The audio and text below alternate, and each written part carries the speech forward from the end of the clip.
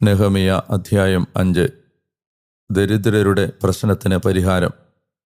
ഞങ്ങളുടെ സഹോദരരായ യഹൂദരുടെ നേർക്ക് ജനത്തിൻ്റെയും അവരുടെ സ്ത്രീകളുടെയും വൻ രോദനമുയർന്നു.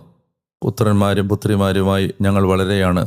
ഞങ്ങൾക്ക് ഭക്ഷിക്കാനും അങ്ങനെ ജീവിക്കാനുമായി ധാന്യം ലഭിക്കണമെന്ന് പറയുന്നവരുണ്ടായിരുന്നു. ഞങ്ങളുടെ വയലുകളും മുന്തിരിത്തോപ്പുകളും വീടുകളും ഞങ്ങൾ പണയപ്പെടുത്തി, അതുകൊണ്ട് ക്ഷാമത്തിൽ ഞങ്ങൾക്ക് ധാന്യം ലഭിക്കണം എന്ന് പറയുന്നവരും ഉണ്ടായിരുന്നു.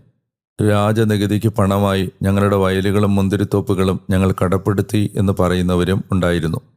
ആകയാൽ ഇപ്പോൾ ഞങ്ങളുടെ ശരീരം ഞങ്ങളുടെ സഹോദരന്മാരുടെ ശരീരം പോലെയായി, ഞങ്ങളുടെ മക്കൾ അവരുടെ മക്കളെപ്പോലെയും.